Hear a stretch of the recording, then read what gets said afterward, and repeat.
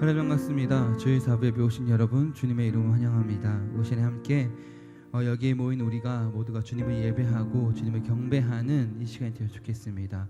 우리 함께 찬양하면서 주님을 찬양하겠습니다.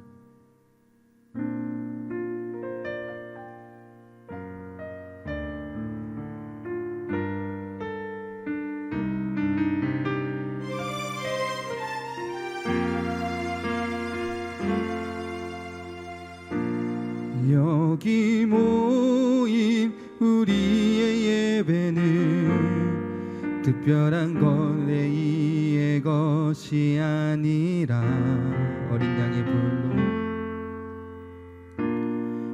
어린 양 보혈로 한 가족 되어 감사의 노래 부르는 예배 이제 오실 주의 찬란한 영광을 그 영광의 소망을 외치네. 호흡 있는 자 모두 주를 찬양하고 함께 영광 선포하는 주님의 아름다운 그 벅찬 함성 들리는 하늘의 예배 드려요. 호흡 있는 자 모두 주를 찬양하고 온천한 만물 함께 영광 선포하는 주님의 아름다운 그 벅찬 함성 들리는 하늘의 예배 드려요.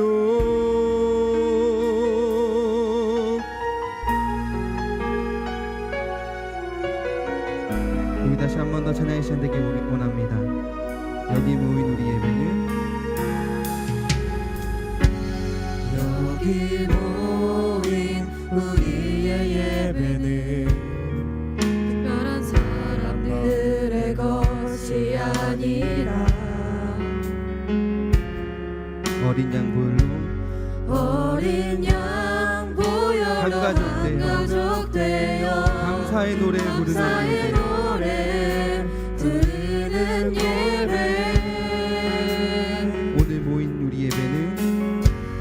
오늘 모인 우리의 예배는 화려한 무대 위의 것이 아니라 우리를 부르사 자녀 삼으시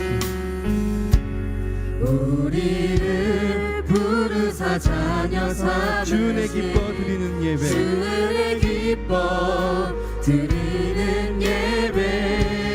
이제 오실 주의 찬란한 영광 그 영광의 소망을 외치네.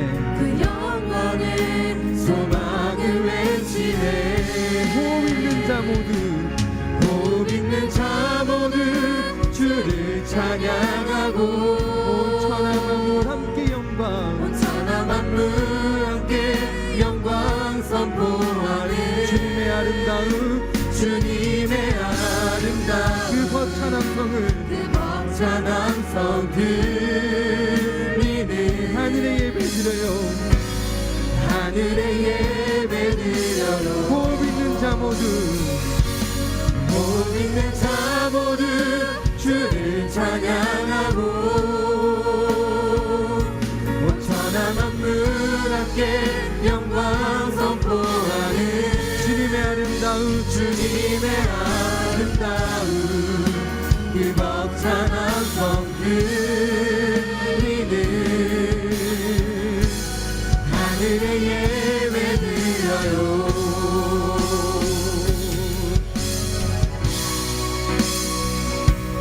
이전의 가사를 기억하지 못하지만 가사 가사가 안 나오지만 우리 시간 함께 주님을 기억나신 대로 찬양하면서 예배드릴 수 있습니다.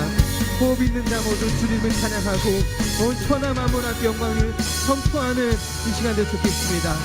다시 한번 고백하기 원합니다.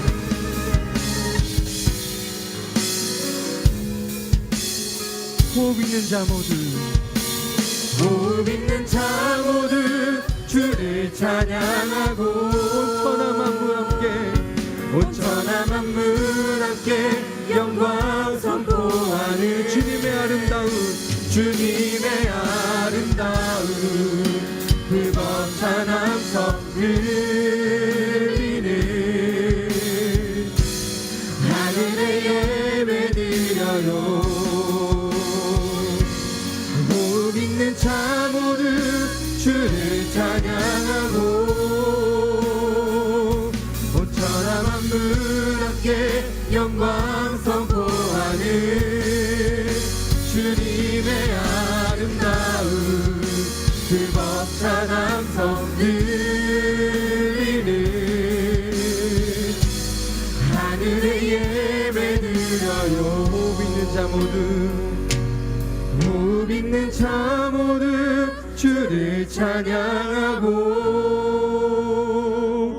온 천하 만물 함께 영광 선포하는 주님의 아름다운 그 벅찬 함성 들리는 하늘에 예배드려요.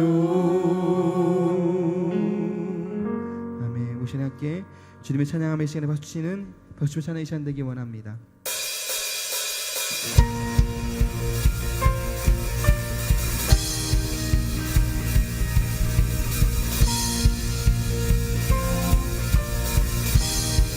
나의 왕 나의 주, 나의 왕 나의 주 내 삶은 주 안에 있네. 나의 왕 나의 왕 나의 주 내 삶은 주를 높이네. 주 찬양합니다. 주 경배합니다. 내 마음 다하여 주께. 주 나의 친구 되시고 내 영원한 기쁨 되시네. 찬양해. 주 나의 소망 되시고 내 영원한 빛이 되시네. 찬양해.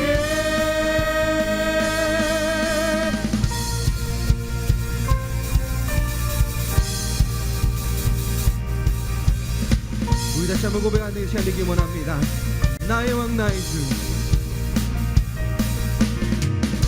나의 왕 나의 주, 나의 주 내 삶은 내 삶은 주 안에 있네. 나의 왕 나의 주, 나의 왕 나의 주 내 삶은 내 삶은 주를 높이네. 주 찬양합니다. 주 경배합니다. 내 마음 다하여 주께. 주 나의 친구 되시고 내 영원한 기쁨 되시네. 찬양해. 주 나의 소망 되시고 내 영원한 빛이 되시네. 찬양해.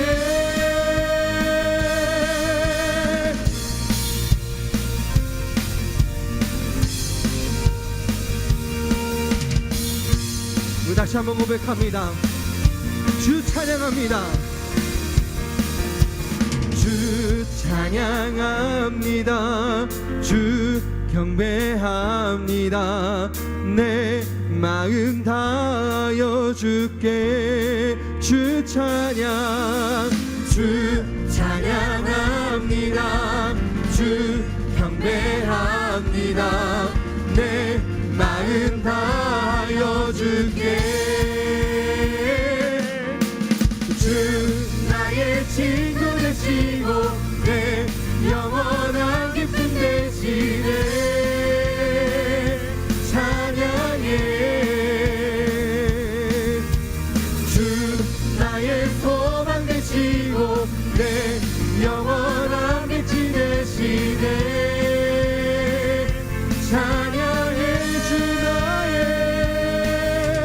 주 나의 친구 되시고 내 영원한 기쁨 되시네 찬양해 주 나의 소망 되시고 내 영원한 빛이 되시네 찬양해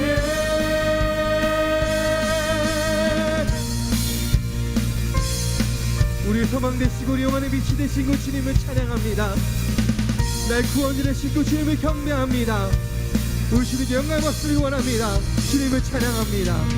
주님을 경배합니다. 아멘. 그 전능하신 그 하나님을 찬양합시다.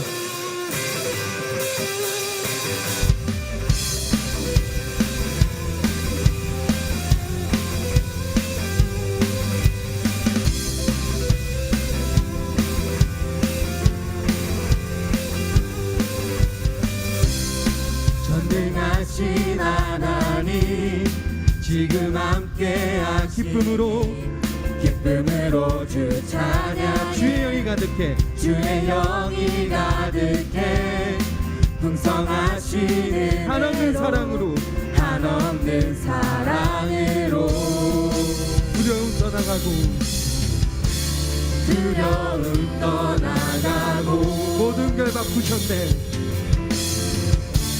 모든 결 바꾸셨네 자유해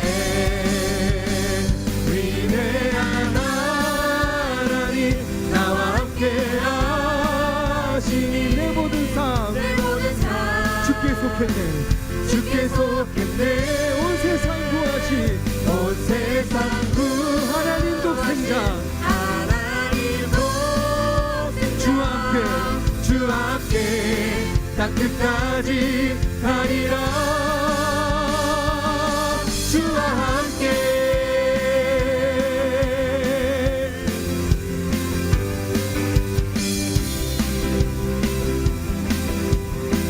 전능하신 하나님 전능하신 하나님 지금 함께 하시니 기쁨으로 주 찬양해 주의 영이 가득해 풍성하신 은혜로 한없는 사랑으로 두려움 떠나가고 두려움 떠나가고 모든 걸 바꾸셨네 자유해 위대한 하나님 나와 함께 하시니 내 모든 삶 주께 속했네 온 세상 구하신 하나님 독생자 주 함께 땅 끝까지 가리라 위대한 하나님 나와 함께 하시니 내 모든 삶 주께 속했네 온 세상 구하신 하나님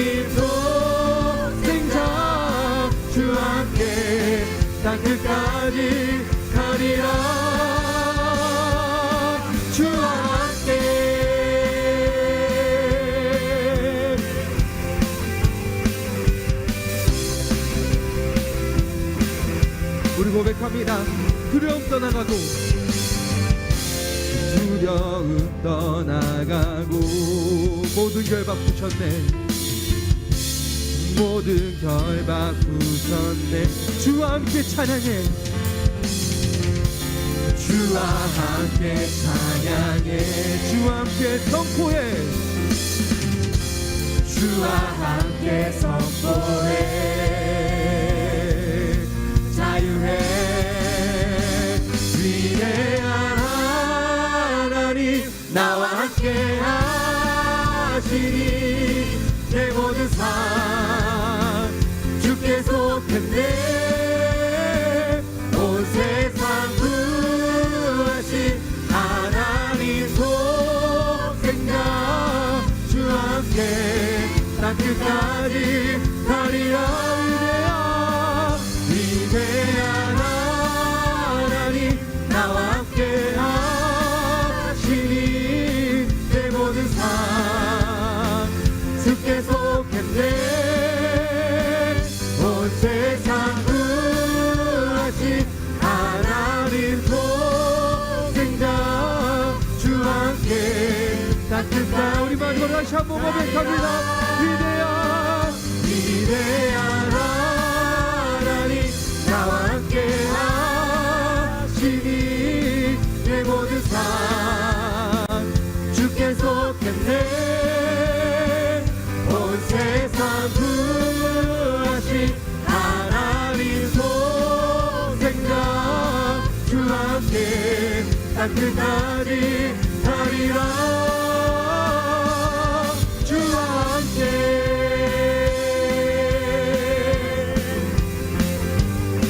주와 함께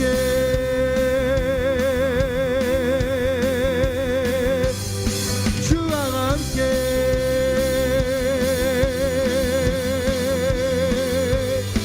주와 함께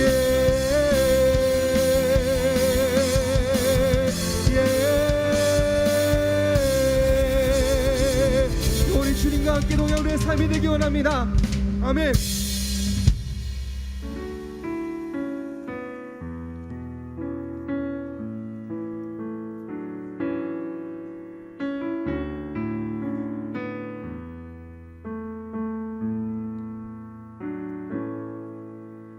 주여 우린 연약합니다. 우린 오늘을 힘겨워합니다. 주 뜻 이루며 살기에 부족합니다. 우린 연약합니다. 주여 우린 넘어집니다. 주여 우린 넘어집니다. 오늘 하루 또 실수합니다. 주의 긍휼을 구하는 죄인입니다. 우리 주만 바라봅니다. 한없는 주님의 은혜 온 세상 위에 넘칩니다. 가릴 수 없는 주 영광 온 땅 위에 충만합니다. 주님만이 길이 오니 우린 그 길 따라갑니다. 그날에 우리 이루신 주는 완전합니다.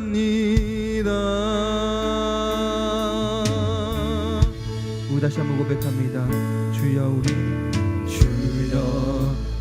연약합니다. 우린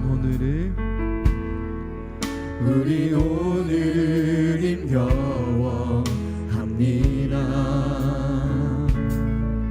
주 뜻 이루며 살기에 부족합니다. 우린 연약함. 주여 우린 넘어집니다. 주여 우린 넘어집니다. 오늘 하루 또 실수합니다. 주의 긍휼을 구하는 죄인입니다. 우리 고백합니다. 한없는 주님의 한없는 주님의 은혜 온 세상 위에 넘칩니다. 가릴 수 없는 주 영광 온 땅 위에 충만합니다. 주님만 이기리오니 우린 그 길 따라갑니다. 그날에 우리 이루신 주님과 우리 다시 한번 고백합니다. 한없는 주님의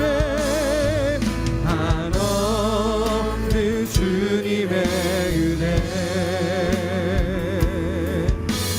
온 세상 위에 넘칩니다. 가릴 수 없는 주 영광 온 땅 위에 충만합니다. 주님만 이기리오니 우린 그 길을 따라갑니다. 우린 그 길 따라갑니다. 그날에 우리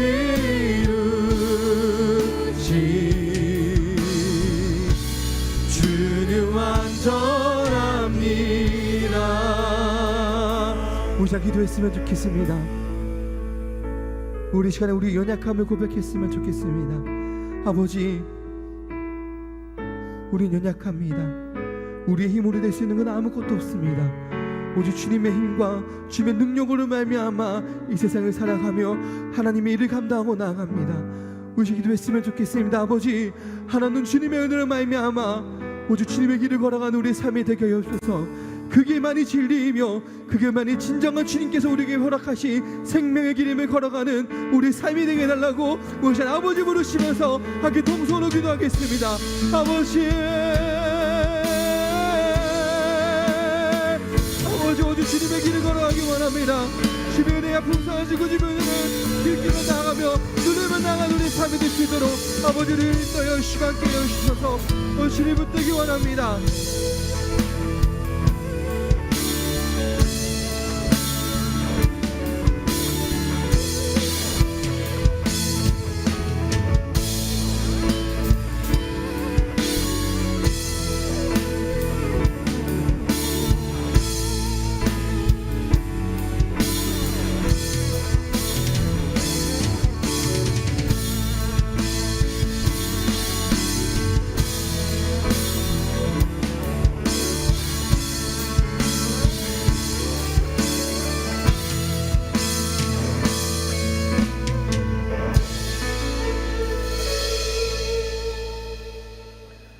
하나님 아버지, 오늘도 거룩한 주일을 허락하셔서 모두 모여 예배드릴 수 있게 하심을 감사드립니다. 하나님, 폭행과 악행으로 많은 일들이 끊이질 않고 세상은 또 안의 이기심과 악함으로 혼란 속에 있습니다. 하나님, 하나님의 말씀을 듣고 깨달아 기쁨을 구하였을 때 은혜 내려 주시어서 많은 영혼들이 참 하나님을 알 수 있게 도와주세요. 주님 아버지, 나라와 민족을 위해 기도합니다.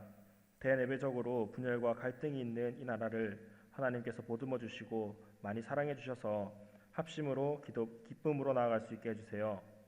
청년을 위해 기도합니다. 세상과 구별되기 위해 회개하고 거듭나기를 희망하는 저희 청년들이 되어 세상의 모진 풍파를 헤쳐나갈 수 있게 함께 해주세요.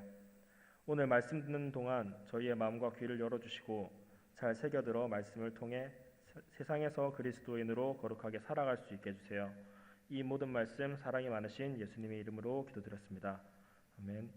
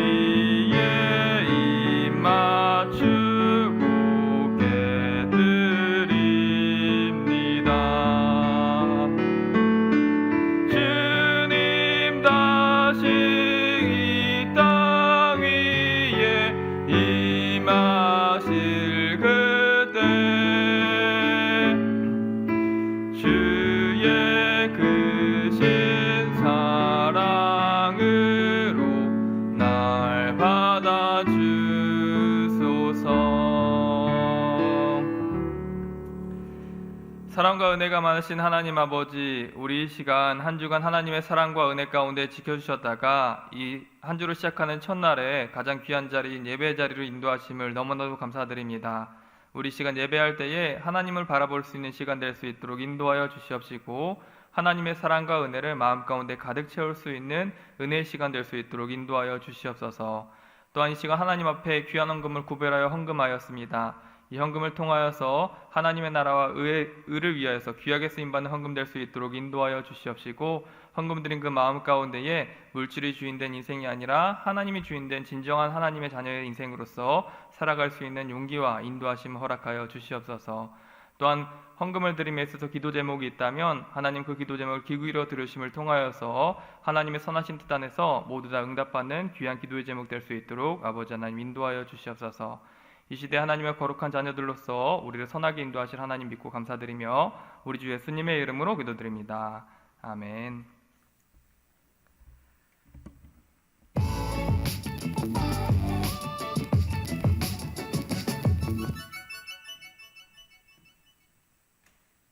안녕하세요. 7월 넷째 주 소망 뉴스를 전해드리겠습니다. 첫 소식입니다. 지난주 공동의회 결과 피택자들을 다음과 같이 발표합니다. 주보 행사면을 참고해 주시기 바랍니다. 피택자 교육이 오늘부터 주일 오후 2시 3층 헵시바 찬양대실에서 있습니다. 대상자는 기도함으로 참여해 주시기 바랍니다. 이번 주부터 구역예배 방학이 시작됩니다. 방학은 7월 23일부터 8월 26일까지입니다. 지난주 목요일부터 토요일까지 진행된 고등부 수련회가 은혜 가운데 잘 마쳤습니다. 감사합니다. 이후로 중등부, 유년부, 초등부, 청년부, 성경학교와 수련회를 위해서도 지속적인 기도와 협력을 부탁드립니다.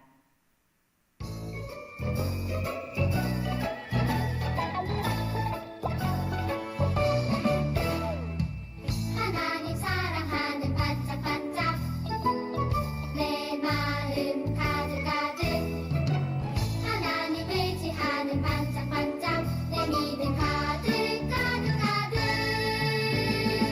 나는 믿음의 사랑 하나님 약속 믿고 고고 나는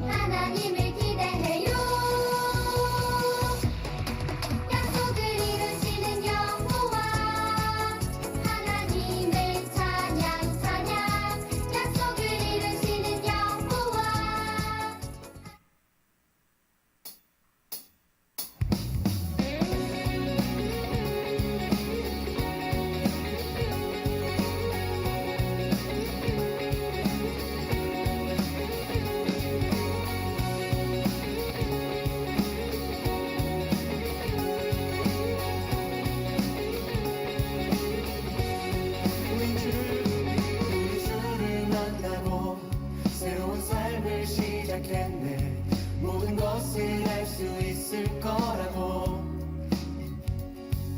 자신감으로 가득 설레는 마음만으로 넘어지고 일어나기도 해 오랜 시간 서서히 차오르는 믿음은 그 걸음을 재촉하지 않고 이전과 다른 삶의 무게로 한 발 한 발 힘을 주며 걸어가게 하는 신비가 있네 함께 오늘 수많은 문제와 고통이 우리를 에워싸고 시기하지만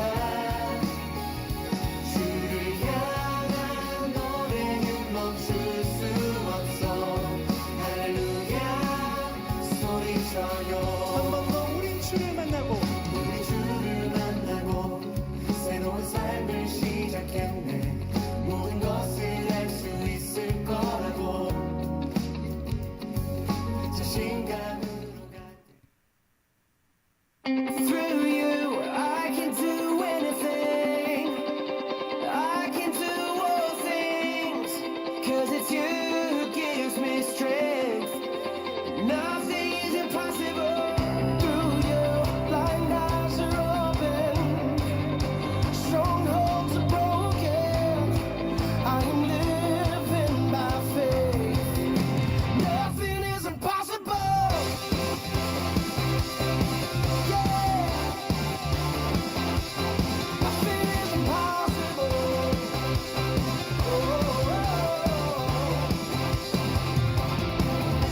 I'm not gonna live by what I see Not gonna live by what I feel Deep down I know that you're here with me I know that you can do anything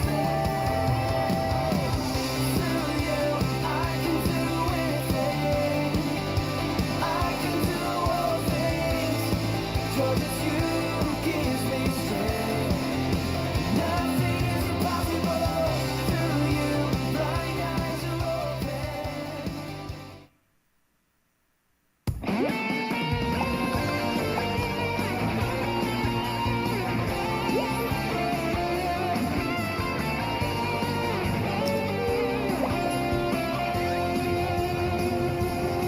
하나님 대신 약속 믿고 가는 길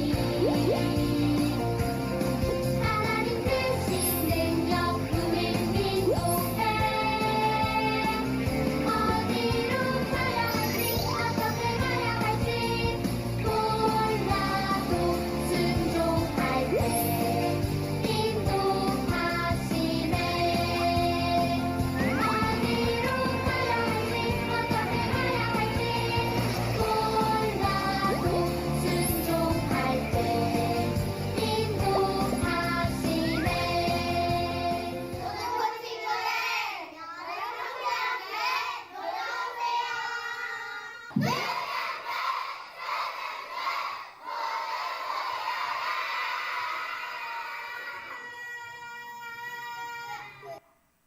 다음 주 2부 예배 후 노년부 예배가 4층 영상 예배실에서 11시 20분부터 45분까지 진행됩니다. 예배 후 어르신 공경비를 드립니다. 귀가 차량은 11시 50분에 교회 정문에서 타시면 됩니다. 2023년의 표어는 신성한 성품에 참여하라이고 7월의 주제는 경청입니다. 이번 달에는 성경의 경청을 배워서 우리 모두 상대방의 말과 감정을 경청할 수 있는 사람이 되시기 바랍니다. 3부 예배 시 새가족 수료식이 있습니다. 축하해 주시기 바랍니다. 제30기 양육반과 제7기, 제8기 성경 일독반을 모집합니다. 1층 게시판을 참고해 주시기 바랍니다. 주일 예배 시 노약자와 임산부를 위해서 교회 지하 주차장을 양보해 주시길 바랍니다. 지하 주차장에는 교회에서 발급한 주차 배려 가정 스티커가 있는 분만 주차해 주시기 바랍니다. 청년부가 8월 10일부터 12일까지 농촌 봉사활동을 실시합니다.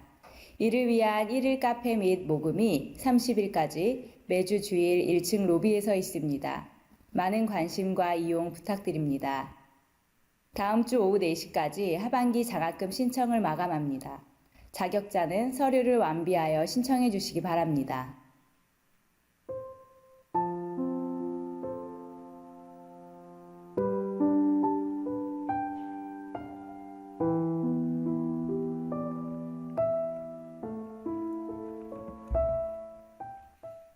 오늘 하루도 예배 가운데 큰 은혜 받으시고 들은 것에 더욱 유념하는 소망교회 성도님들 되시기 바랍니다.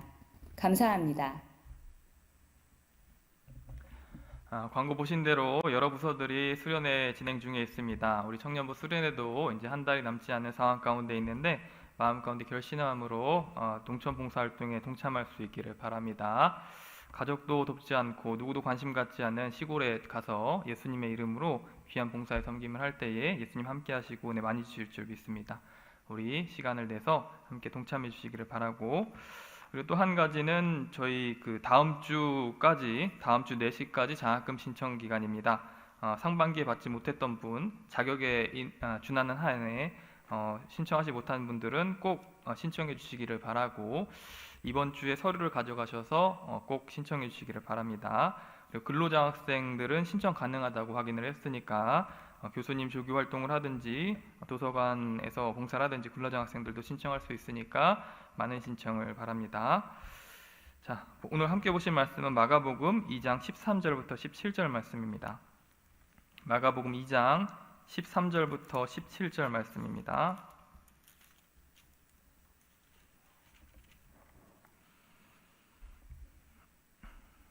제가 읽겠습니다.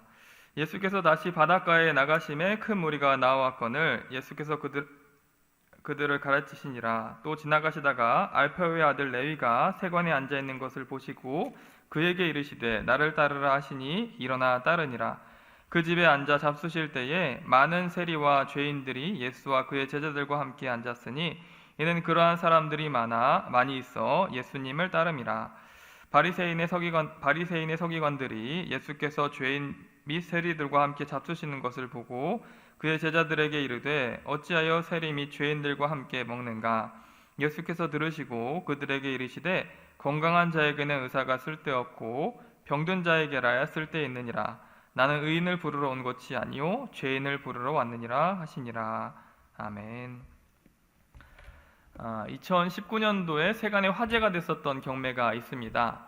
그것은 맨유의 레전드 감독이었던 퍼거슨이 씹던 껌에 대한 경매입니다. 어떤 사람이 퍼거슨의 은퇴 경기에서 씹다 뱉은 껌을 주순 것입니다. 퍼거슨 감독하면 트레이드 마크가 하나 있는데 바로 껌입니다.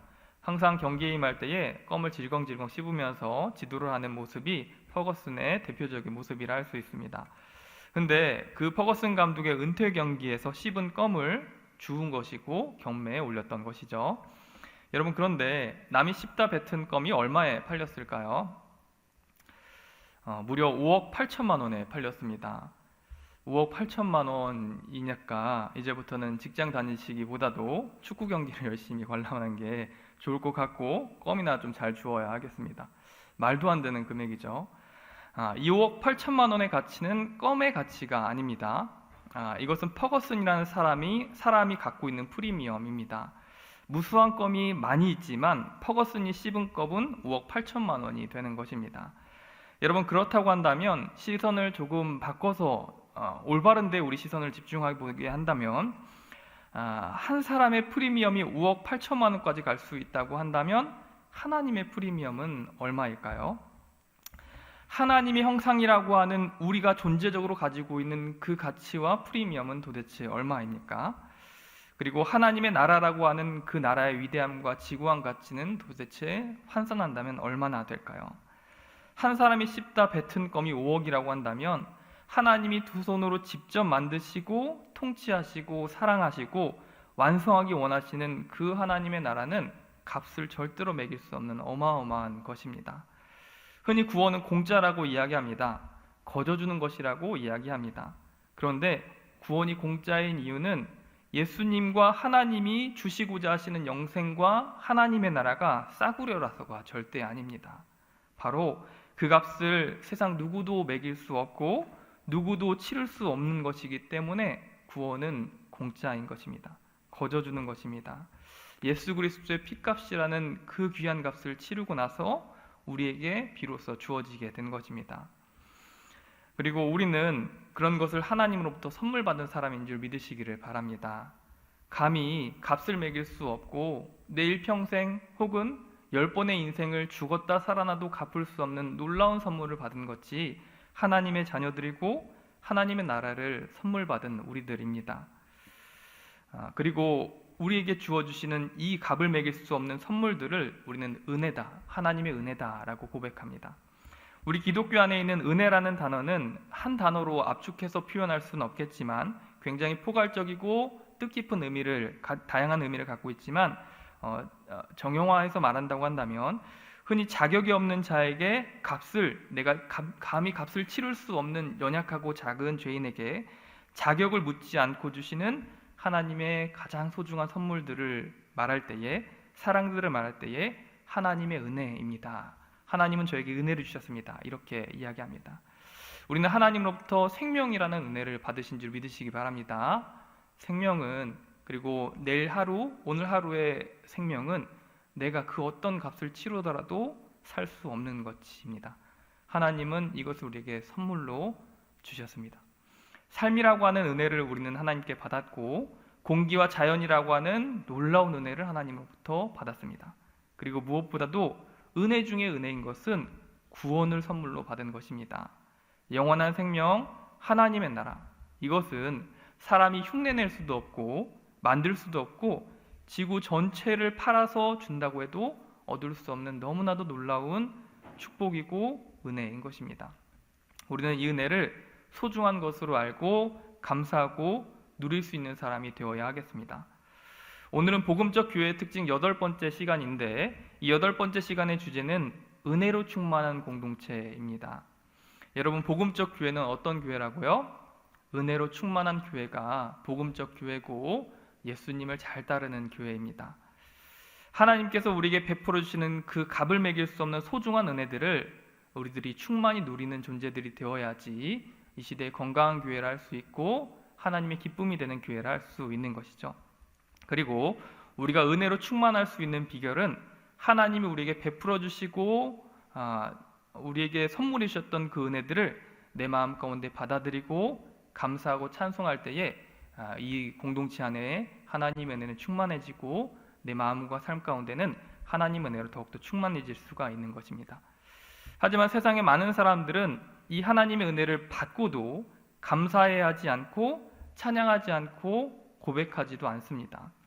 하나님이 주시고 약속하시는 은혜들을 그것들로 내 마음을 채우려고 하기보다도 세상의 것들과 내 육체의 것들을 내 마음에 담아두기 위하여서 하나님의 은혜를 버리고 하나님의 은혜를 외면하고 가짜는 것으로 취급하며 살아가는 것입니다. 도리어 그 하나님이 주신 은혜와 구원을 가치 없는 듯이 외면하고 있고 또 웃음거리로 삼아 버리고는 합니다. 그런데 여러분, 중요한 것은 그렇게 하나님의 은혜를 가짜는 것으로 여기고 그렇게 소중한 것으로 내 마음 가운데 간직하지 않는다면 은혜는 다 버려지고 까먹어 버립니다. 내 마음을 채울 수가 없는 것입니다. 복음을 전할 때 사람들은 어떤 반응을 합니까? 하나님의 나라 그 단계에 어딨냐 얘기하면서 예수님이 나를 사랑해? 그런 사랑 난 필요 없다 라고 반응을 하지 않습니까? 구원, 그런 건 당신이나 잘 받으세요. 우습게 여기면서 걷어차 버리는 것입니다. 굴러 들어온 복을 발로 차버린다, 이렇게 표현할 수 있겠죠. 그리고 하나님이 주신 내 생명을 자기의 것이라 여기고 하찮고 쓸모없는 것을 위해서, 용도를 위해서 사용하고 있는 것입니다. 하지만 여러분, 교회는 그러한 놀라운 하나님의 은혜를 받아들이는 사람들의 모임이 되어야 하는 줄 믿습니다.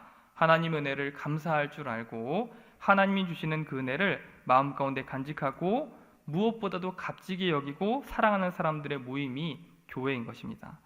이런 비유를 하고 싶습니다. 어느 목사님께서 믿음은 한강에서 페트병의 뚜껑을 여는 것이다 라고 비유한 적이 있습니다. 믿음은 내 마음 가운데 있는 페트병의 뚜껑을 열어서 내 삶을 둘러싸고 있는 충만하고 충만하고 너무나도 큰 하나님의 사랑과 은혜를 내 안에 받아들이는 거다. 그 뚜껑을 열어가지고 내 안을 채우는 것이다 라고 비유를 한 것입니다. 이 시간 궁극적으로 교훈하고 싶은 메시지도 이와 동일합니다. 지금 이 시대에 하나님의 사랑은 온 세상을 가득 채웠고 우리의 삶을 가득 채우고 넘치게 할 만큼 이 세상 가운데 충만한 게 하나님의 은혜입니다. 하지만 우리는 교만과 두려움과 의심의 병뚜껑을 만들어서 내 마음을 굳게 꽉 닫아놓고 있는 것이죠. 하지만 우리가 정말로 은혜 받기 원하고 구원받기 원하고 복음적 교회를 이루기 원한다면 내 마음의 병뚜껑을 열어야 합니다. 그리고 내 마음을 은혜로 가득 채우고 또 내가 받은 은혜로 남을 채우고 함께 즐거워하는 교회가 복음적 교회가 될 수 있는 것이고 하나님이 기뻐하시는 자녀로서의 삶이 시작될 수 있는 것입니다. 우리 이 시간에는 마태를 제자로 부르셨던 예수님의 모습을 통해서 은혜의 특징을 두 가지 함께 살펴보기를 바랍니다. 그리고 이 은혜받아 변화받은 제자와 같이 우리도 은혜를 은혜로 여기며 감사할 줄 아는 사람이 되기를 바라고 은혜로 충만하여서 변화받는 축복이 있기를 예수님의 이름으로 소망합니다. 오늘 본문은 예수님께서 제자 중 마태를 부르시는 내용이 등장하고 있는데요. 오늘 본문에서는 예수님의 부르심을 받은 이 사람이 레위라고 이렇게 이름이 소개되어 있는데 병행 본문인 마태복음에 보면 이 레위가 자기 자신이었다고 마태는 소개하고 있습니다. 그리고 예수님이 부르시던 당시에 마태는 세리라는 직업을 갖고 있었습니다. 그런데 그는 오늘 본문에서 자기의 일평생의 타임테이블, 시간표 안에서 오늘 본문에 이루 말할 수 없는 은혜를 잊게 되었는데 그것은 바로 예수님께서 마태를 직접 찾아오셨던 것이고 마태를 자기의 제자로 너 내 제자 되라 이렇게 불러주셨던 것이 마태의 인생을 180도 변화시키는 큰 인생의 분기점이 되게 됩니다. 그래서 마태는 오늘 본문을 분기점으로 더 이상 세리가 아닌 주님의 제자의 삶을 살게 되었고 그리고 오랜 시간 레위라 불리던 사람에서 마태라 불리우는 존재로 변화받게 됩니다. 우리는 이 마태에 대한 부르심을 크게 두 가지 주제로 나누어서 은혜에 대한 특징을 살펴볼 수가 있는데 그중 첫 번째로 이 마태는 은혜로운 부르심으로 신앙생활을 시작하게 되었다라는 것을 특징 잡아볼 수 있습니다. 어떤 부르심을 마태가 받았다고요? 은혜로운 부르심으로 신앙생활을 시작하게 됐고 결국에는 궁극적으로 하나님의 나라에 들어가는 여정을 시작할 수 있게 됐다라는 것입니다. 마태의 구원길, 마태의 제자길은 예수님의 은혜로운 부르심으로 시작됩니다. 하나님은 마태를 은혜로 부르셨습니다. 그리고 여기 앉아있는 여러분과 저를 은혜로서 부르신 하나님이십니다. 여기서 하나님이 은혜로 그의 제자들을 부르셨다라는 의미는 마태가 예수님에게 구원받을 자격이 갖추고 있었다는 의미가 아니라 예수님의 제자가 될 자격이 있어서 예수님이 그를 부르셨다는 것이 결코 아니라 그는 조금도 이에 대한 자격이 없었으나 예수님이 그를 먼저 사랑하셨고 불러주셨다라는 의미를 갖고 있습니다. 예수님은 마태를 구원하기 원하셨고 그에게 자격을 따지지 않고 구원받는 삶으로 그를 초대하셨다라는 것이죠. 본문 14절 말씀에 또 예수님이 지나가시다가 알페의 아들 레위가 세관에 앉아있는 것을 보시고 그에게 이르시되 나를 따르라 하시니 일어나 따르니라 말씀하고 있습니다. 마태가 예수님을 직접 찾아갔던 것이 아니라요. 누가 마태를 찾아갔습니까? 예수님께서 마태를 찾아가셨습니다. 그리고 예수님께서 그를 직접 나의 제자가 되라 이렇게 부르셨던 겁니다. 이게 정말 이루 말할 수 없는 은혜이고 일생일대 절대로 놓치면 안 되는 가장 큰 하나님의 은혜인 것입니다. 왜 예수님이 마태를 찾아가셨던 게 은혜일까요? 이유는 우리가 예수님을 찾아갈 수가 없기 때문입니다. 우리가 하나님의 나라를 찾아갈 수 없기 때문이고 우리가 하나님의 뜻을 알 수 없기 때문에 하나님이 직접 찾아온 게 진짜 말할 수 없는 은혜고 사랑이고 능력인 겁니다. 여러분, 사람은 하나님을 직접 찾아갈 수 없습니다. 감히 하나님을 상상할 수도 없는 존재입니다. 지금 달도 간신히 갈 수 있는 것이 인간의 수준인데 나사의 세계적인 천재들이 다 달려들어도 화성에 정착할 수 있느냐 없느냐를 따지는 게 지금 현재의 사람 수준인데 어떻게 사람이 우주를 초월한 하나님 앞에 쫓아갈 수가 있겠습니까? 하나님의 나라를 찾아갈 수가 있겠습니까? 하나님의 나라에 들어갈 수는 절대로 없는 것이죠. 거리도 말할 수 없이 멀고 찾아가는 길도 우리로서는 알 수가 없는 것입니다. 그러나 너무나도 놀라운 은혜는 하나님께서 우주의 점과 같이 작고 먼지와 같이 가벼운 마태를 아셨고 찾아오셨다는 것이 너무나도 놀라운 은혜입니다. 하늘에 계신 그 하나님께서, 예수님께서 이 땅을 직접 내려오셨다는 것이, 찾아오셨고 마태를 부르셨다는 것이 정말 이루 말할 수 없는 은혜가 아닐 수 없는 겁니다. 세상에는 진리를 알기 위해서 일평생을 고행하고 탐구하고 노력하는 사람이 너무나도 많습니다. 주상성자 시므온이라는 사람은 세상으로부터 점점 멀어지기 원했고 신으로부터 점점 가까워지기 원했어요. 내가 이 세상을 사는데 가장 탐구하고 노력해야 될 게 뭐냐? 이 70, 80에 사는 인생을 즐기며 살 것이 아니라 이 세상을 창조한 그 신에게 점점 가까워지기 원한다. 이 생각을 해서 주상성자 시므온은 주변의 돌을 하나 둘씩 모으기 시작했습니다. 그리고 자기 아래에 점점 깔기 시작했어요. 그래서 높이 20m, 지름은 3피트에 누울 수도 없는 좁은 공간에서 10년간을 고행했습니다. 하나님, 당신의 뜻을 알려주세요. 제가 이렇게 고행하니까 하나님의 그 거룩한 뜻을 받기 원하니까 저를 좀 만나주세요. 이렇게 10년간을 고행했던 겁니다. 그 기둥 위에서 제자들이 올려주는 음식을 조금씩 먹으면서 고행을 했고 신을 찾아 노력하기 힘썼던 것입니다. 그러나 그런 고행으로서 우주보다 더 높이 계신 하나님의 뜻과 모습은 찾아볼 수가 없었다는 게 결론입니다. 하나님을 만나고 그 나라를 얻는 것이 그러한 고행으로서 얻어질 수가 없었다는 것이죠. 또 한 선교사님이 인도에서 본 고행자는 너무나도 안타까운 삶을 살았습니다. 그 사람은 자신의 손을 신에게 붙잡아 달라는 의미로서 손을 번쩍 든 채로 20년간을 고행했다고 합니다. 보니까 한 손이 배짱 마른 사람이 팔을 묶어서 손을 번쩍 들고 있는 모습을 보게 됐고 이유를 물어봤던 거예요. 그 사람은 오른팔을 하늘로 번쩍 든 채 잠도 제대로 자지 않은 채 20년간 내 손을 붙잡아 구원해 주세요. 신 당신이 어디 있습니까? 이렇게 고행을 했다는 겁니다. 그러자 그 팔은 굳어버려 더 이상 내릴 수 없게 됐고 마른 팔이 되었습니다. 사람들은 그런 사람을 보고 신을 늘 생각하는 사람, 진리를 위해서 자신을 희생한 진리에 가까운 사람이라고 여겼다고 합니다. 그리고 그 사람을 성인이라고 사람들이 부르는 모습을 선교사님이 봤다는 겁니다. 그러면서 얼마나 안타까웠는지, 하나님을 바로 알지 못하는 사람의 인생이 얼마나 허무한가, 사람들이 성인이라고 부추기는 저 모습이 얼마나 예수님 보시기에 안타깝고 미련한가, 이것을 선교사님이 새삼 깨닫게 됐던 것이죠. 그리고 그 고행자는 과연 그와 같은 고행으로 진리에 도달할 수 있었을까요? 그 고행으로 창조자 하나님을 만나고 예수님의 사랑과 은혜의 구원을 경험할 수가 있었을까요? 절대 아니었을 겁니다. 도리어 자신의 의와 교만함으로 그 마음이 가득 차게 되어서 하나님으로부터 점점 멀어지게 되는 역효과가 있을 것입니다. 내가 이렇게 고행을 쌓고 있는데 다른 사람들과 나는 분명히 다를 거야. 나는 신에게 축복을 받을 만한 자격이 있는 사람이야. 이러한 자기의 의와 교만함이 마음 가운데 가득 차게 됐을 것이고, 그것은 겸손하시고 의로우신 하나님을 점점 더 볼 수 없는 존재로 그 자기 스스로를 추락시키는 것과 다름이 없었을 것입니다. 하지만 여러분, 본문을 보십시오. 가장 자격이 없는 마태에게 예수님이 직접 찾아가셨습니다.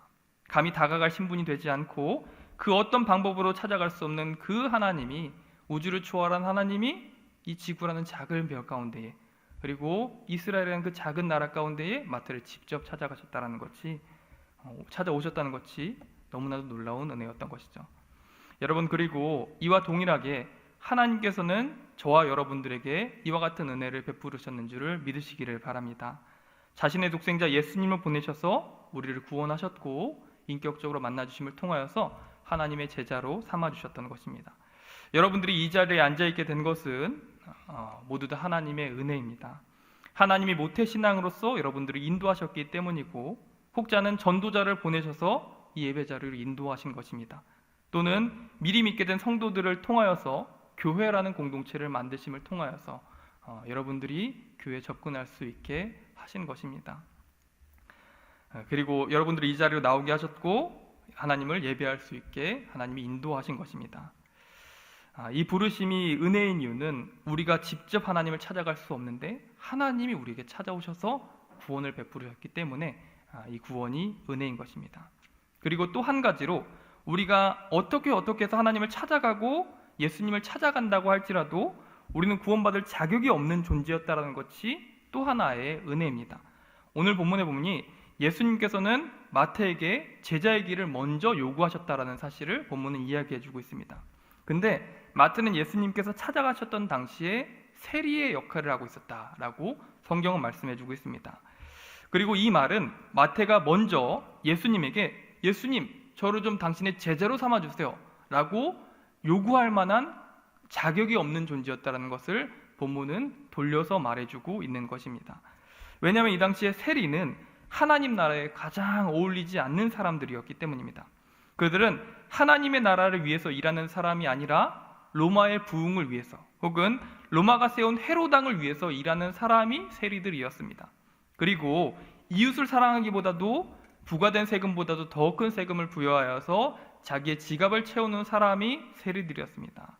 곧 이웃의 고혈을 빨아먹는 사람이 세관들이었다는 사실입니다. 즉 율법의 가장 큰 계명인 하나님 사랑과 이웃 사랑에서부터 전혀 멀리 떨어져 있는 사람이 세리였다라는 사실입니다. 그러나 예수님은 그런 가장 자격 없어 보이는 자를 향해서 나를 따르라고 먼저 손 내밀어 주셨고 구원의 길을 열어 주셨다라는 것입니다. 찾아오시고 불러주시는 은혜를 베풀었다는 사실이죠. 그리고 여러분, 우리도 이와 같은 은혜를 입은 사람들이라는 사실이 이 마태의 모습을 보면서 우리에게 은혜가 됩니다. 나의 나된 것은 하나님의 은혜라고 사도 바울도 고백하고 있습니다. 나에게 가장 적합하고 잘 맞는 방식으로 하나님은 우리를 인도하셨고 오늘까지 이르게 하신 것입니다. 에베소서 2장 3절 말씀에 사도 바울은 이렇게 고백합니다. 나도 그렇고 에베소 성도들 여러분들도 그렇고 뭐라고 이야기하냐면 우리는 본질상 진노의 자녀였습니다. 이렇게 얘기합니다. 하나님의 나라를 위해서 힘써 본 적 없고 우리는 로마를 위해서 힘쓰거나 나의 나라를 위해서 내 삶을 위해서 힘썼던 사람들입니다. 혹은 사탄을 위해서 힘썼던 사람들입니다. 그렇기 때문에 우리는 본질상 진노의 자녀였습니다. 그래서 육체와 정욕을 쫓고 욕심을 따라서 행하는 사람들이었습니다.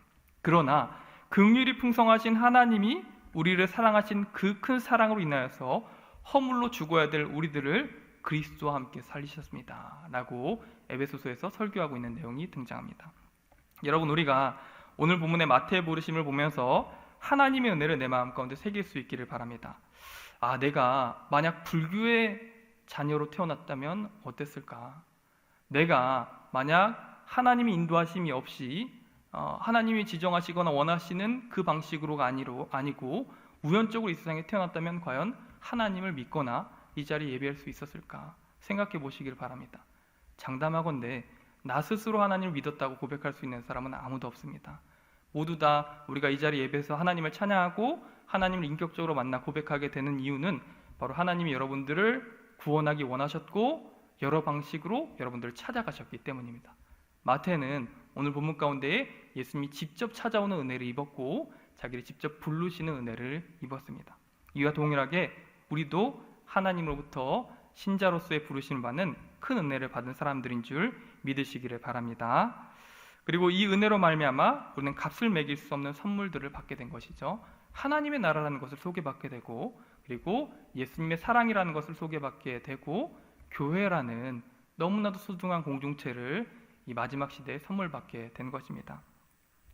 그런데 본문을 자세히 보니까 하나님의 이런 놀라운 은혜를 예수님은 차별 없이 주시고 조건을 따지지 않고 베풀어 주시기를 원하셨는데 본문을 자세히 보니까 이런 하나님의 은혜를 받아서 누리는 사람이 있고 버려버리는 사람이 있었다는 것이 포인트가 될 것입니다. 여러분, 어떤 사람은 하나님의 은혜를 받아서 결국에는 하나님 나라에 가는 너무나도 놀라운 은혜를 받게 되지만 어떤 사람은 동일한 조건 가운데에 동일한 복음을 듣고 동일한 하나님 나라의 메시지를 받음에도 불구하고 그 메시지를 저버리고 은혜를 저버릴 뿐 아니라 하나님 나라에 도달하지 못하는 결과를 받게 된다는 것입니다. 오늘 본문에 그 극명한 차이가 있게 됐습니다. 본문에서는 이 둘의 차이를 건강한 사람과 병든 사람, 의로운 사람과 죄인들로 구분지어서 설명하고 있습니다. 그리고 예수님께서 예수님의 사랑과 은혜를 받아 누린 사람들은 건강한 사람들이 아니라 병든 사람들이었고 의로운 사람이 아니라 죄인들이었다는 것이 특징입니다. 마태는 14장, 오늘 본문 2장 14절부터 15절에 예수님의 부르심을 받고 즉각적으로 순종하고 예수님을 자기의 집에 초대를 했습니다.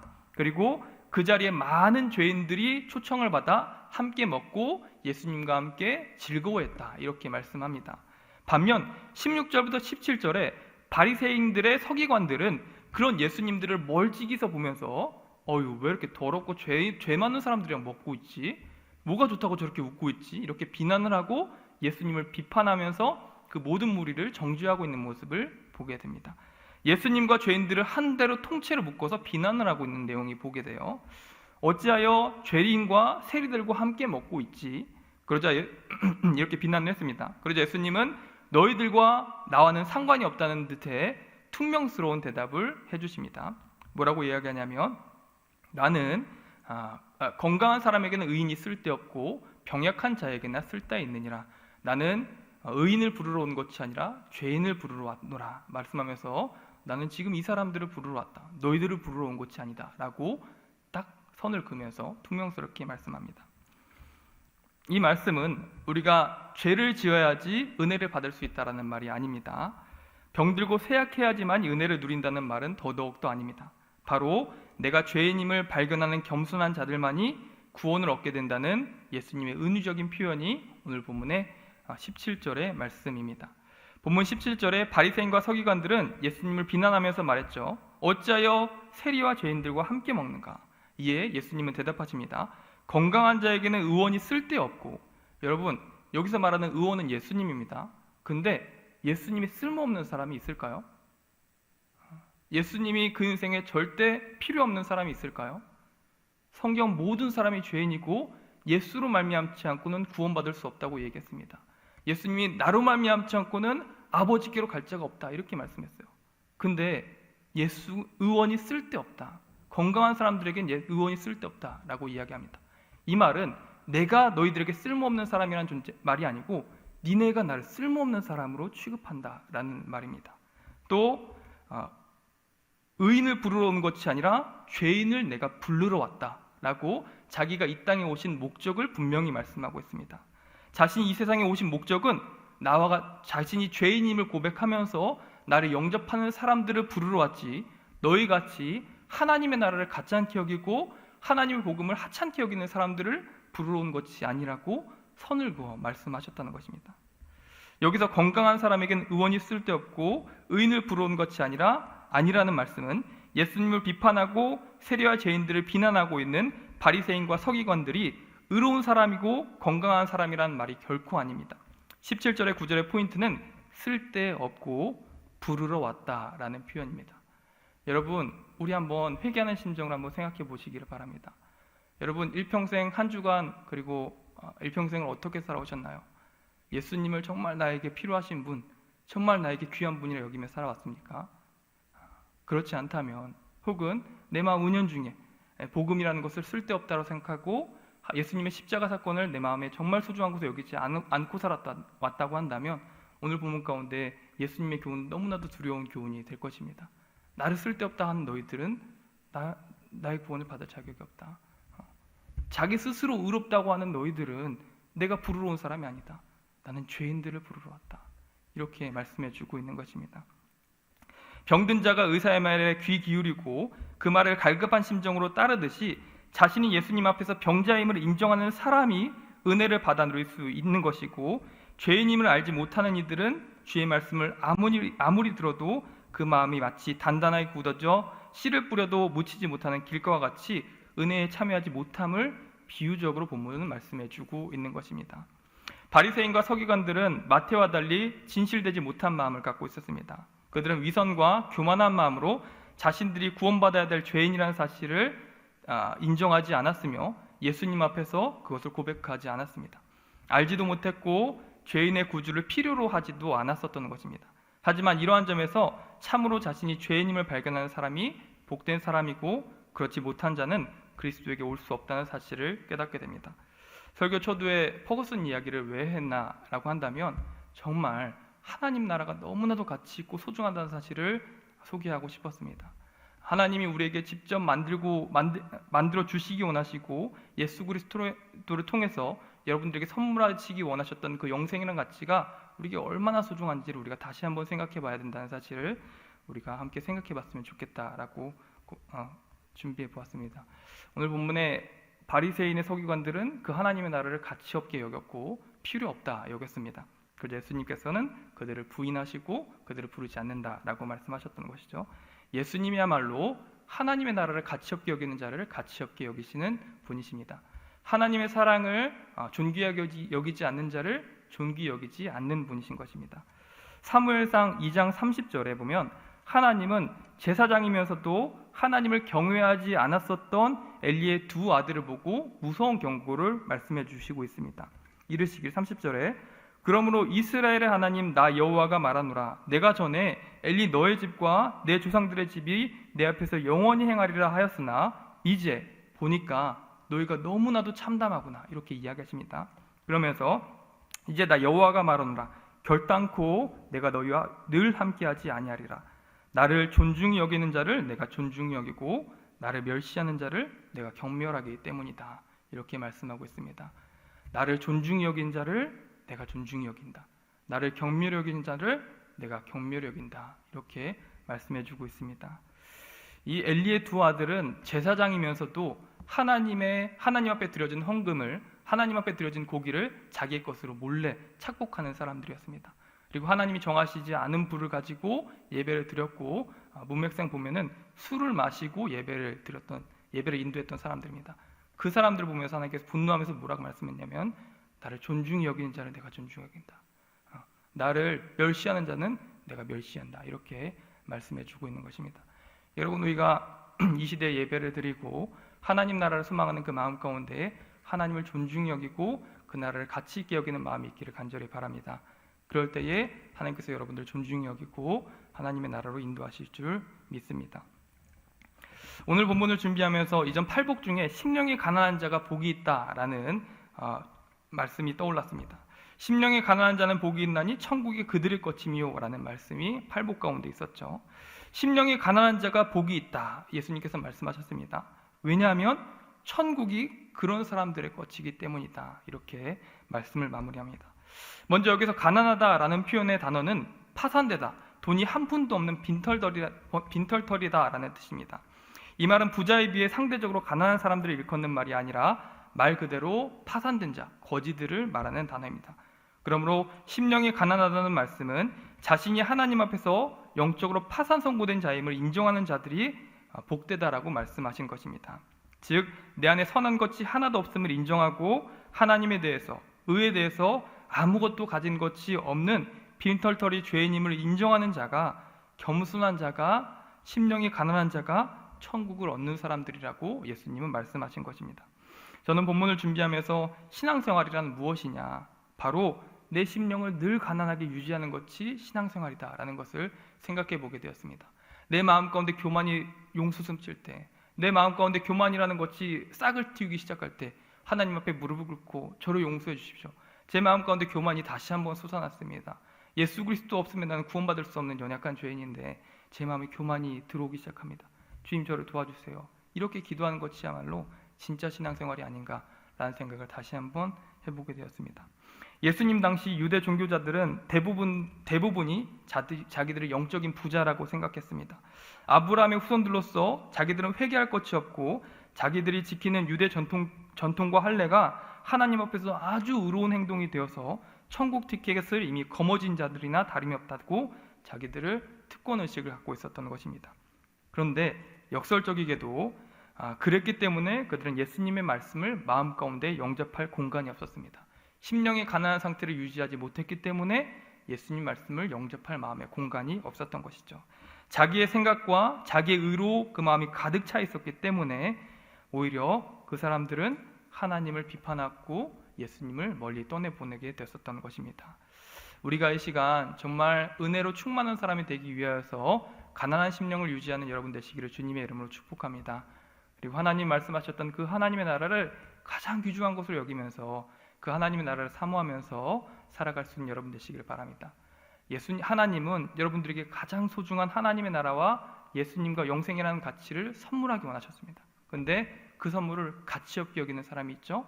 그러면 본문의 말씀처럼 내가 그를 가치없이 여길 것이다 말씀하셨습니다. 하나님께서 여러분들에게 주신 그 영생이라는 선물, 약속하셨던 하나님의 나라를 정말 소중히 여겨보십시오. 그러면 여러분들의 인생을 가장 존귀하고 가치 있는 인생으로 인도하실 줄 믿습니다.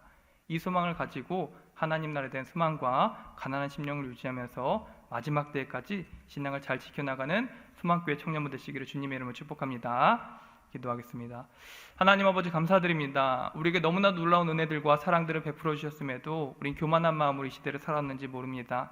하나님 아버지, 이 시간 하지만 우리가 진심으로 고백하며 회개하기는 하나님 아버지, 우리가 가난한 심령으로 하나님께 은혜를 구하오니 아버지 하나님, 은혜를 은혜로 여길 수 있는 자들 될 수 있도록 인도하여 주시옵소서. 하나님을 존중히 여기며 하나님의 나라를 간절히 소망하는 자들 될 수 있도록 인도하여 주시옵소서. 내 마음 가운데 교만이 싹을 틀 때 두려운 마음으로서 그 교만을 뿌리 뽑고 하나님 앞에서 우리 신앙을 점검할 수 있는 거룩한 소망교회 될 수 있도록 인도하여 주시옵소서. 이 시대에 하나님 은혜를 받아 누리고 고백하는 하나님의 자녀들로 인도하실 줄 믿고 감사드리며 우리 주 예수님의 이름으로 기도드립니다. 아멘. 이제는 우리 주 예수 그리스도의 크신 은혜와 하나님 아버지의 지극하신 사랑하심과 성령 하나님의 감화, 감동, 교통, 인도하심의 역사가 이 시대에 예수님이라는 가장 큰 선물을 소중히 여기며 은혜를 은혜로 여기며 감사할 줄 알기로 각오하는 이 자리에 모여있는 모든 소망교회 청년부와 이 자리에 모이는 모든 권속들 머리머리 위에 이제로부터 영원토록 함께 있을지어다. 아멘.